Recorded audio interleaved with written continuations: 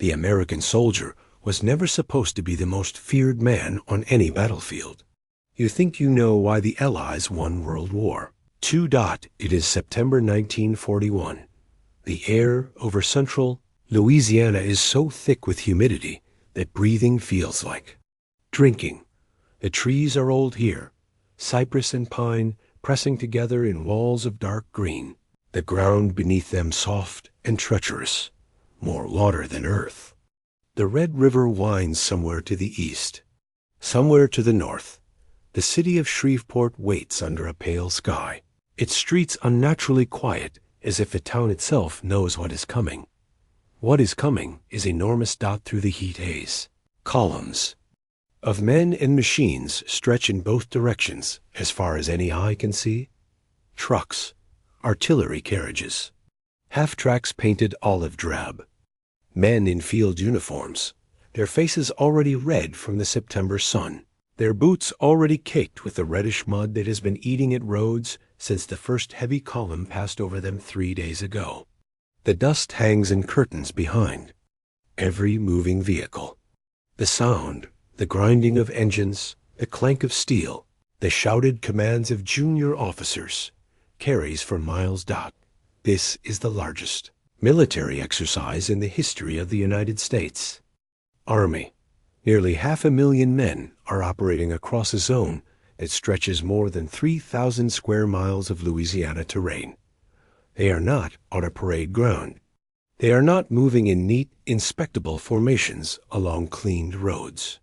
They are fighting as close to real combat as the peacetime rules allow, crawling through creek beds, taking artillery fire, simulated by explosives laid by the engineers, pushing through night marshes with no light, no sleep, and in some cases, no food for 18 hours at a stretch.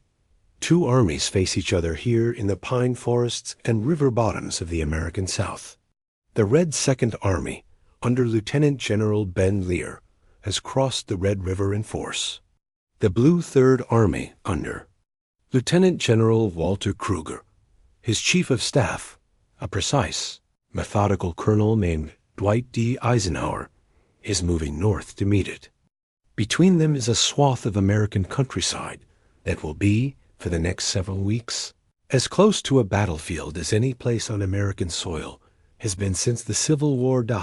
And somewhere in the Blue Third Army's armored element, in command of the 2nd Armored Division, rides a general with ivory-handled pistols and a reputation that already makes his fellow officers nervous. Major General George S. Patton is not interested in fighting the approved plan. He never has been. Remember that name. Remember this swamp. Remember this moment.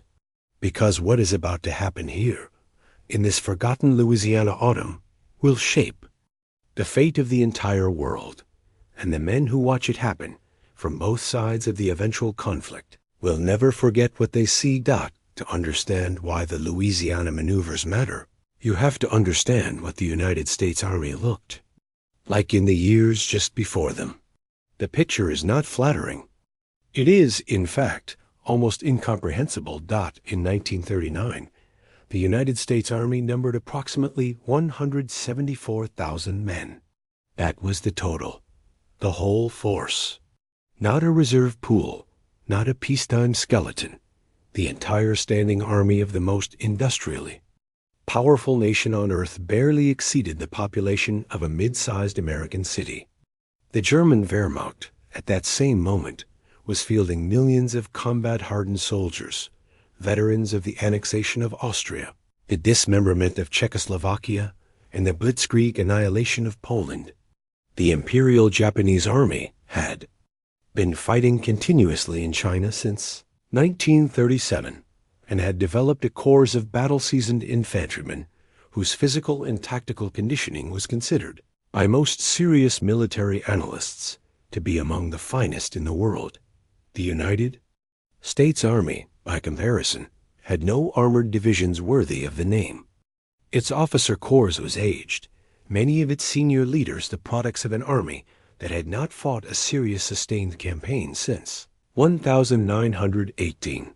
Its enlisted men trained with equipment so antiquated and in such short supply that during the early war games of 1940, units used trucks with painted signs to simulate tanks, stovepipes wrapped in tin to simulate mortar, and in one notorious case, a cavalry unit rode horses against a mechanized column because the horses were the only assets actually available. Official Army observers at those early exercises used flour sacks to simulate artillery bombardment. They threw them by hand from the roadside as columns passed. This was not embarrassing. It was catastrophic, and the men who understood what was coming knew it. George Catlett Marshall, newly appointed as Army Chief of Staff in September 1939. The same week Hitler's panzers were rolling into Poland, understood it with a clarity that made him a singular figure among the American military leadership of that era. Marshall was not a flamboyant man. He did not make speeches that rattled windows. He did not wear his medals conspicuously or cultivate the kind of theatrical personal mystique that some of his contemporaries seemed to believe was essential to military greatness. What Marshall possessed was something rarer and ultimately more dangerous to America's enemies, an absolutely unflinching capacity to see reality as it was, not as he wished it to be. And the reality, as Marshall saw it in 1939, was that the United States did not have an army. It had a memory of an army. It had the administrative skeleton of one, the uniforms and some of the weapons, the organizational charts and the manuals and the officer rosters. But the living, breathing, fighting organism that those structures were supposed to support, it did not exist. Not yet. Marshall set out to build it. Not in the way that armies had traditionally been built, by expanding existing units, by adding men to established formations, by gradual accretion over years of steady institutional growth. There was no time for that. Europe was already burning. Asia was already bleeding. The clock was running, and Marshall knew with the instinct of a professional soldier, reading a map, that the war would not wait for the United States to be ready. He would have to build the army while the world was already at war around it. He would have to train men who had never been soldiers, under officers who had never commanded formations larger than a battalion, to fight against enemies who had been refining their craft in actual combat for years. And he would have to do it fast. In September 1940, Congress passed the Selective Training and Service Act, the first peacetime draft in American history. Men between the ages of 21 and 35 were required to register. When the United States formally entered the war after Pearl Harbor in December 1941, that requirement expanded to cover all men between 18 and 65. Over the course of the war, more than 10 million men were inducted through this system alone. Add the volunteers, and after Pearl Harbor, they lined up before the recruiting stations stretched around city blocks, waiting before dawn in the rain, and the arithmetic became staggering. In 1939, the Army had 174,000 men. By December 1941, it had grown to more than 1.6 million. By the war's end in 1945, it would stand at over 8.2 million soldiers. That growth, from a force roughly comparable to the standing army of the Netherlands, to the largest and most powerful ground combat organization in the history of the American Republic, all within 5 years, is one of the most extraordinary institutional transformations in the history of modern warfare. But numbers alone could not make an army. The Germans knew that. The Japanese knew that. History was full of enormous forces that had been broken, scattered, or simply stood in place while smaller, better trained, better led opponents cut them apart. Size was not the variable that mattered. The men leading those millions of newly drafted civilians knew it too. What mattered was what you did with them once you had them, what you put them through, how deep you drove the lessons, how real you made the pain, This is where the story becomes something other than a simple record of expansion. This is where the real transformation begins. And it begins with a man most people have never heard of. General Lesley J. McNair was not famous. He was never meant to be. Where Marshall provided the vision and the will, and commanders like Patton and Eisenhower would eventually provide the execution, McNair was the architect of the machinery in between, the man who designed the system by which raw American civilians were turned into soldiers capable of fighting the Wehrmacht on equal terms. McNair was the Army Ground Forces commander from 1942 onward, and his philosophy of training was, in the context of American military culture at the time, radical. McNair believed, with an intensity that made him adversaries among the old guard, that training had to hurt. It had to be as real as anything short of actual combat could make it. He hated the comfortable, the predictable, the exercises designed to produce satisfying after-action reports rather than genuine combat readiness.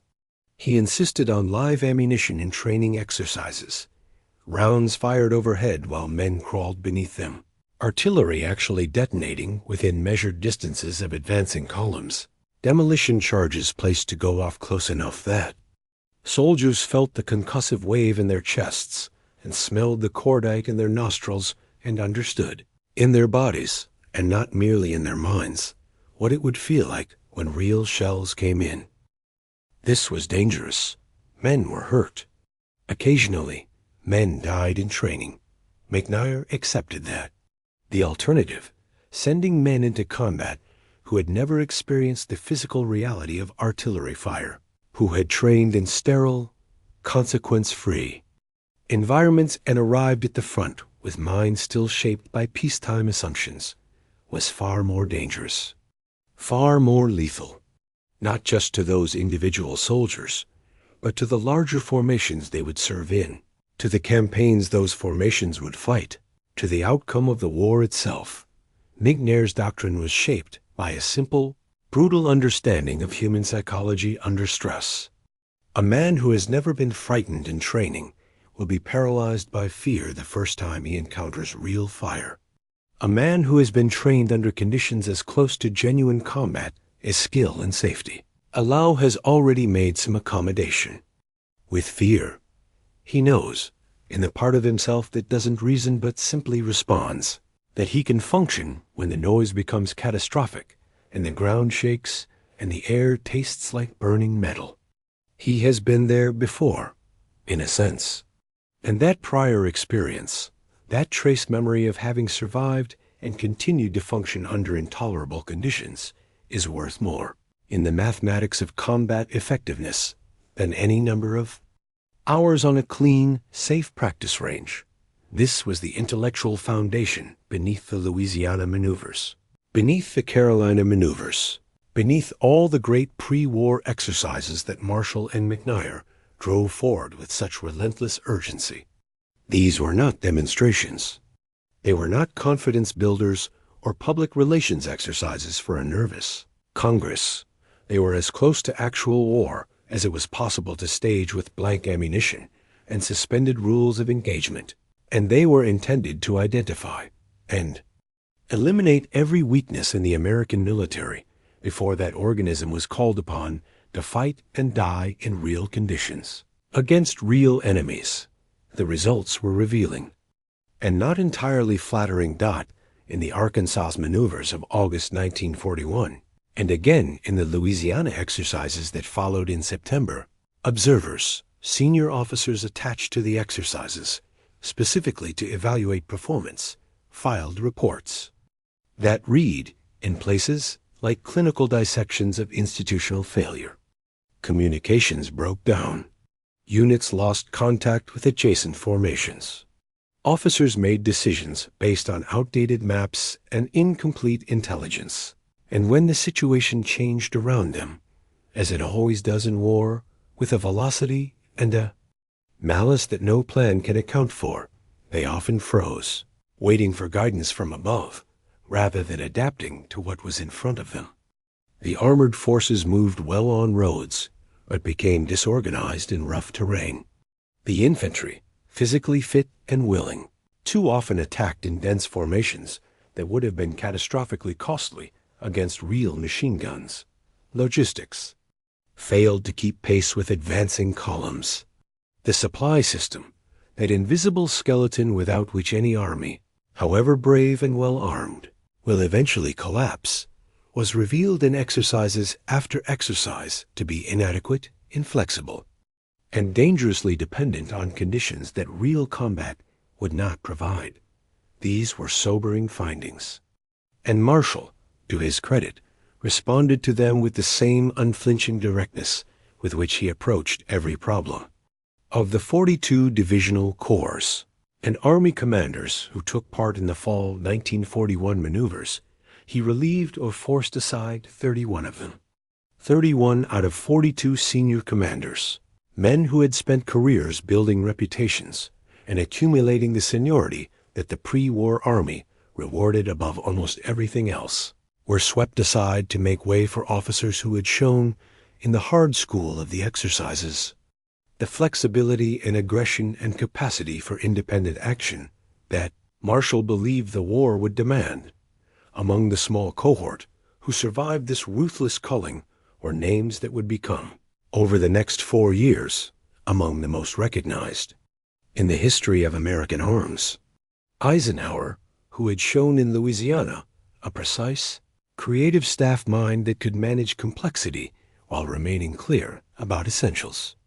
Patton, whose armored ride through Texas and into the rear of the Red Army's position during Phase 2 of the Louisiana exercises had demonstrated exactly the kind of operational daring that Marshall valued and the old guard feared. Patton's Phase 2 performance deserves its own moment because it illuminates something essential about what American military training was actually producing.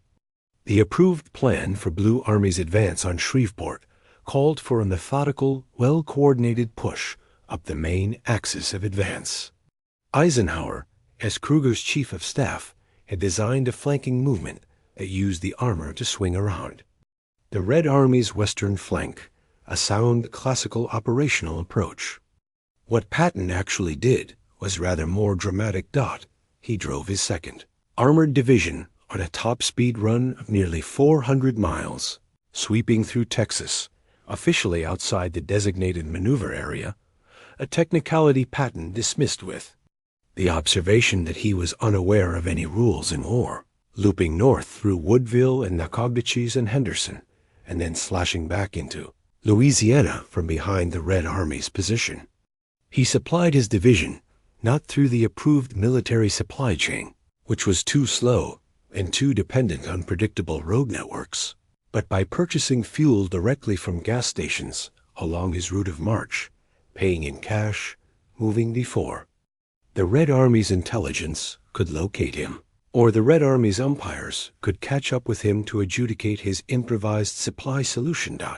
By the time the exercise ended, on September 29th, one of Patton's reconnaissance battalions had overrun Barksdale Army Air Field, the principal base and headquarters of the Red Army's Air Task Force, and taken the entire staff prisoner. The Red Army commanders were, by multiple accounts, not merely defeated in the operational sense. They were psychologically paralyzed by the speed and the unexpectedness of what had hit them. They had expected an enemy who would fight by the rules of the maneuver plan. They got Patton, and the experience of getting Patton, even in a peacetime exercise with blank ammunition and white-helmeted umpires, was apparently quite disorienting. This, too, was data. Marshall read it carefully. He noted not only the results of the exercises, who won, who lost, which units performed, and which did not, but the quality of the performance, the style of the thinking it revealed, a kind of soldiers and commanders that American training was producing. What he saw in the best of these men was something that would become the signature of American military performance for the remainder of the war. Not polish, not precision, not the parade ground exactitude that European armies had been cultivating for generations. Something stranger, something harder to quantify. A kind of ferocious, improvisational adaptability. A willingness, when the situation departed from the plan, as it always did, to throw the plan away and fight with whatever was at hand. The Germans had a word for this quality, though they used it to describe something they believed they themselves possessed more than their enemies: Auftragstaktik, mission tactics. The principle that a commander at any level, when the situation changes and communication with higher authority is impossible or irrelevant, acts on his own initiative to accomplish the mission's intent rather than waiting for new orders. It was a principle the German army had been systematically developing since the Franco-Prussian War of 1870, and they were, by 1941, justifiably proud of it. They believed it gave them an irreplaceable advantage over any opponent whose military culture demanded that junior leaders wait for instructions before acting. They were right that it gave them an advantage. They were catastrophically wrong about who else possessed it, because what the Louisiana Maneuvers revealed, and what subsequent years of American combat in North Africa, Italy, France, and the Pacific would demonstrate in blood and fire, was that the same democratic culture that Germany's military professionals had been dismissing as soft, undisciplined, and fundamentally unmilitary was producing soldiers who practiced improvisation not merely as a tactical doctrine, but as a way of life. These were men who had grown up in a country where the individual's capacity to solve problems without waiting for permission from above was a foundational social value. Men who had worked farms and run small businesses and built engines and fixed what was broken and figured out what was needed and gone and got it, without a bureaucratic apparatus to tell them how. Men who, placed in a uniform and given a mission, could be knocked sideways by unexpected circumstances and come back fighting from an entirely different direction, because their entire civilian formation had prepared them to do exactly that. The German Army's greatest operational strength was, in other words, a quality that the army it would eventually face possessed naturally, structurally, constitutionally. The German soldier had been taught Auftragstaktik through years of professional military education. The American soldier had grown up living it. But the Germans did not know this yet.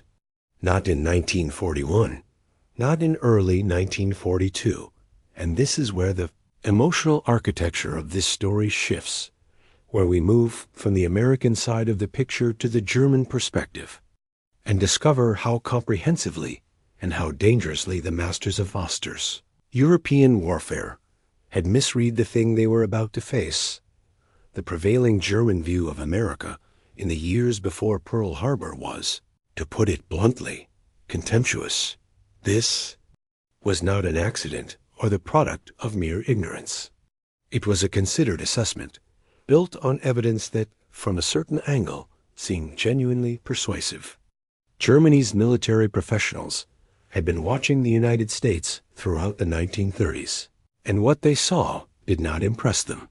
They saw a country that had reduced its army to near irrelevance after the First World War, that had allowed its military budget to atrophy for 2 decades, that was still debating whether to get involved in a war that most serious European observers had concluded was existentially important.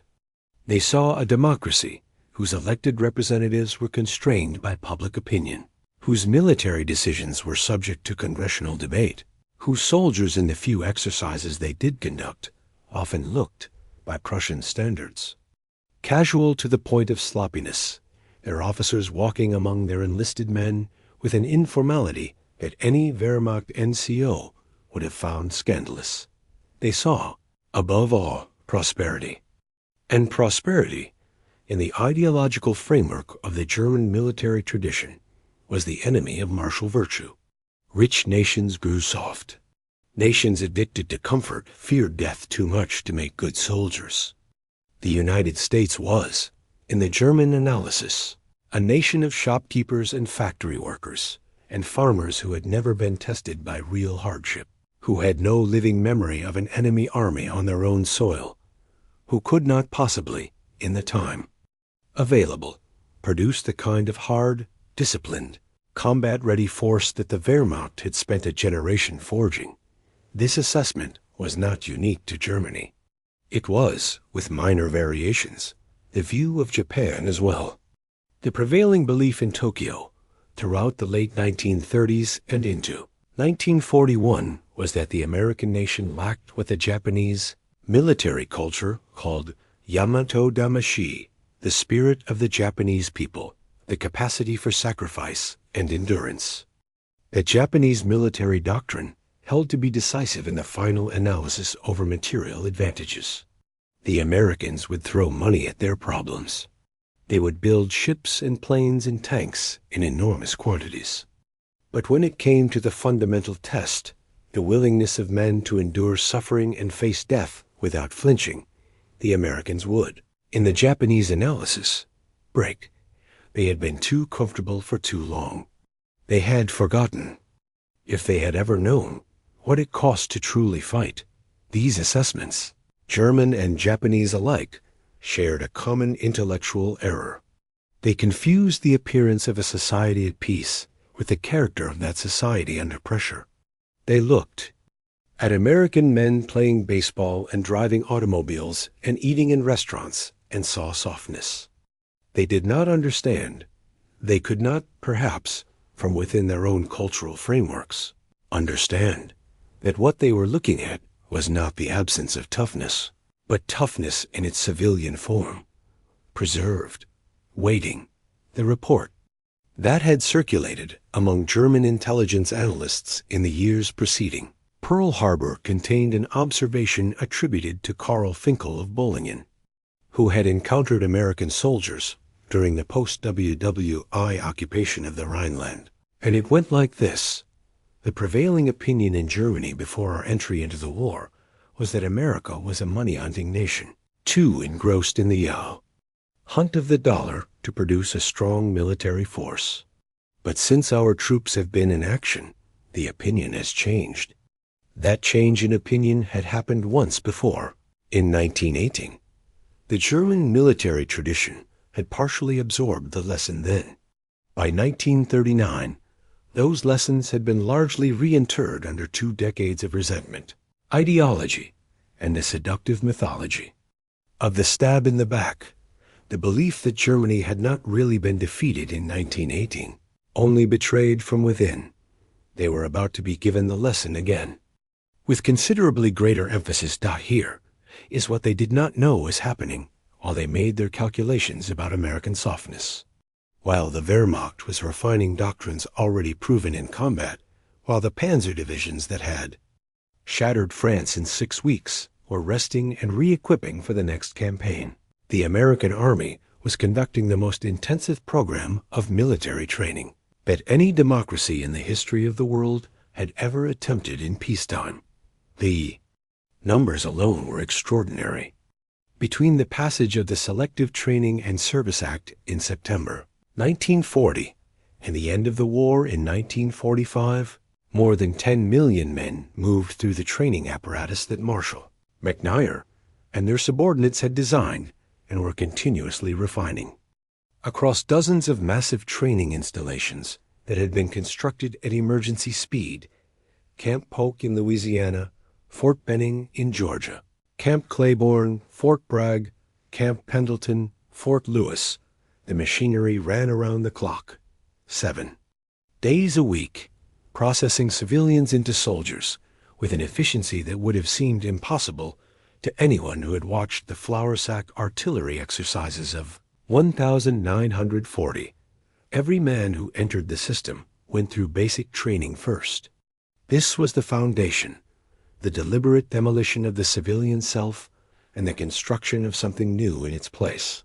It was not a gentle process. The drill instructors who ran these camps were men whose patience was a professional tool, deployed strategically and withdrawn without warning. They stripped the new recruits of their civilian clothes on the first day, issued them identical uniforms and equipment, shaved their heads, assigned them numbers alongside their names, and began immediately the work of making them understand that they were no longer individuals navigating a personal life, but functioning components of a collective military organism whose survival would depend on the quality of their integration. The physical training was merciless. Obstacle courses designed by engineers who had studied actual combat conditions, water obstacles, rope climbs, crawl under wire passages in mud, sections of course completed under the sound of machine guns firing live rounds overhead. Not simulated machine guns, actual machine guns. Live rounds passing some 20 inches above the heads of men crawling on their elbows through wet Louisiana clay or Georgia red dirt. The ground shaking, a sound unbearable, the instinct to stand up and run very nearly overwhelming. Men who could not suppress that instinct, who lifted their heads, who froze, who panicked, were pulled from the course and worked with until they could complete it without breaking. The tolerance for clean, safe training with zero-dot sleep deprivation was systematic. Ration restriction was used as a training tool. Men were put through night marches of 20 and 30 miles and then asked, at the end, to perform tactical tasks requiring clear thought and accurate fire. Because in real combat, exhaustion is not a condition you can refuse. The enemy does not pause because your men have been awake for 48 hours. Real war does not accommodate human physiological limits. The best training could do was teach men, in their bodies and not merely in their heads, that they could continue to function past the point where their minds told them they were finished. After basic training came specialized training. And after specialized training came the great exercises, the Corps and Army maneuvers.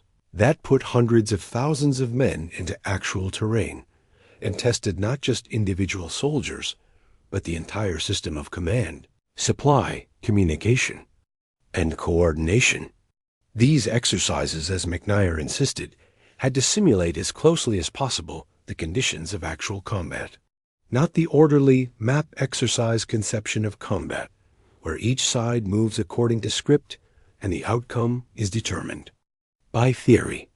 The chaotic, unexpected, continuously deteriorating real thing, where communications fail at the worst possible moment, and the supply trucks are in the wrong place, and the unit on your left flank has gone off course, and the bridge you counted on has been blown by the engineers, and you have to figure out right now, without time for reflection or consultation, what to do next. This insistence on realistic chaos was, in retrospect, one of the most important features of the American training. Doctrine. It was the specific quality that would most directly address the perceived American weakness, the dependence on higher authority for direction, the reluctance to act without instructions, by building into every exercise the conditions that would force junior leaders at every level to make decisions independently and live with the consequences. The umpires at these exercises were not there to maintain order.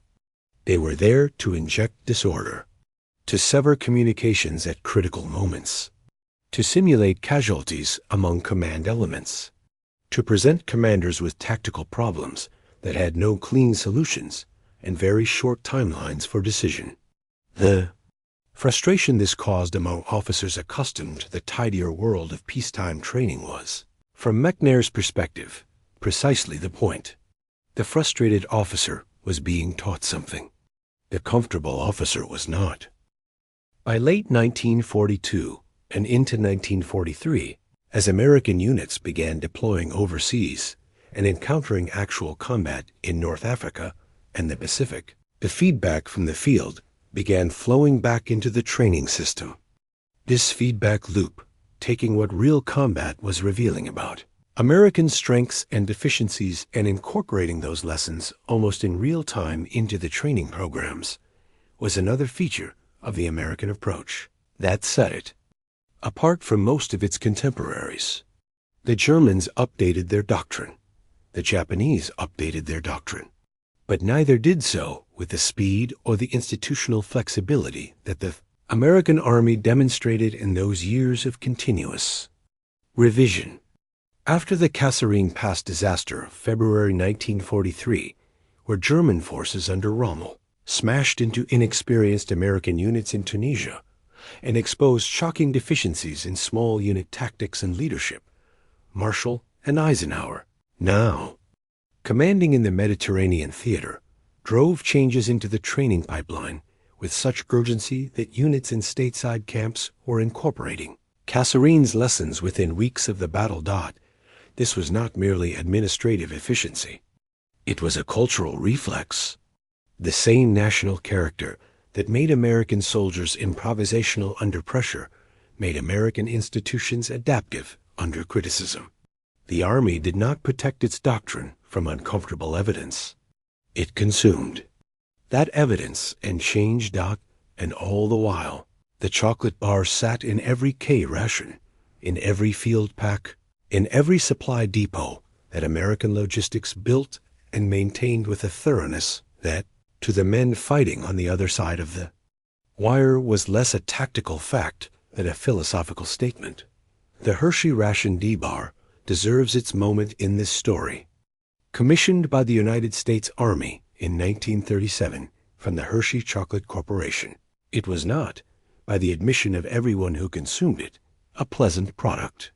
It was designed specifically to be resistant to heat, which meant it was denser and harder than ordinary chocolate. It provided 600 calories in a bar, roughly the size and weight of a standard brick. It tasted, veterans would later agree, with considerable consistency, something like a combination of chocolate and plastic, and it resisted biting with a determination that occasionally impressed men who were accustomed to harder substances. But it was there. That was the point.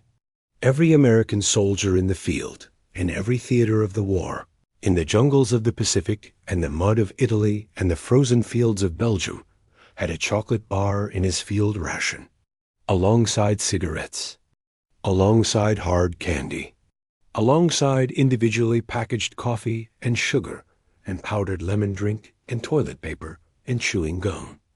The K ration, that compact, rectangular package of standardized sustenance, was issued to every American soldier as a matter of routine, as unremarkable a feature of military life as the rifle on his shoulder or the boots on his feet to a German prisoner of war opening one of these packages for the first time. It was not unremarkable. The German soldier's daily ration in the field, by comparison, was austere in a way that the word sparse does not adequately capture. The Wehrmacht soldiers fighting in Russia in the winter of 1942 received approximately 2,000 calories per day when the supply system was functioning, which it was not, with increasing frequency as the war progressed and Allied air power and partisans tore at the German logistics chain with relentless persistence. That ration consisted primarily of bread, often a dark, dense sourdough that lasted in field conditions, supplemented by canned meat, dried legumes, and a periodic allocation of 6 cigarettes per day. Not a pack, not a carton. 6 cigarettes. When supply was disrupted, which happened with increasing frequency, even the thin ration disappeared. The American soldier in the field received approximately 3,500 calories per day.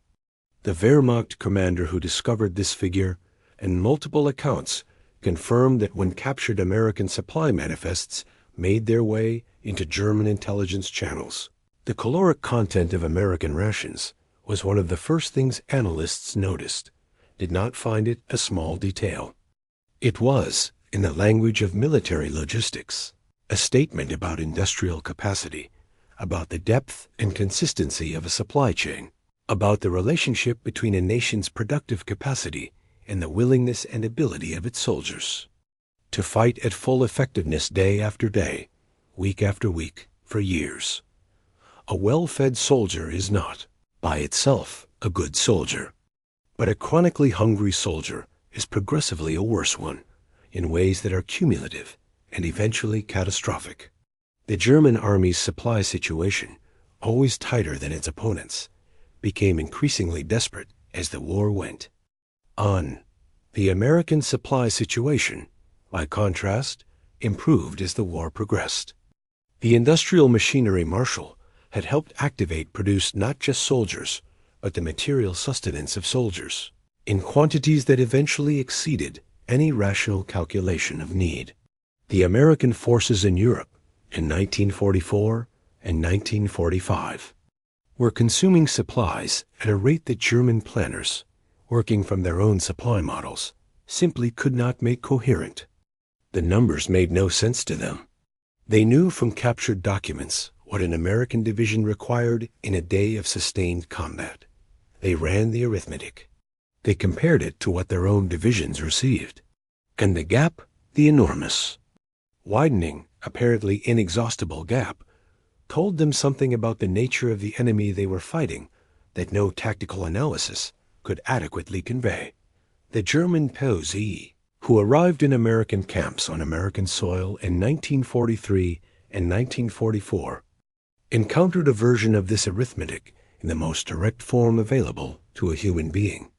They sat down to eat, and they discovered that the food in the camp, the food being served to prisoners, to men whose labor and compliance the Americans wanted, but whose goodwill was not, strictly speaking, required, was better than what German civilians were eating at home. Not slightly better, meaningfully better. There was meat in quantities that men who had grown up under Wehrmacht rations had stopped expecting. There was fruit. There was bread that did not taste of sawdust additives. There was, in some camps, ice cream. There were cigarettes, not 6 per day, but available, casual, offered by American guards with the nonchalance of men for whom the gesture cost nothing. There was, in almost every account prisoners left of this experience, a moment of confusion. A moment where a German soldier, sitting in a mess hall in Tennessee or Oklahoma or Maryland, looked around at the food on the table and at the guards eating the same food alongside them and felt something give way inside his understanding of what he had been fighting.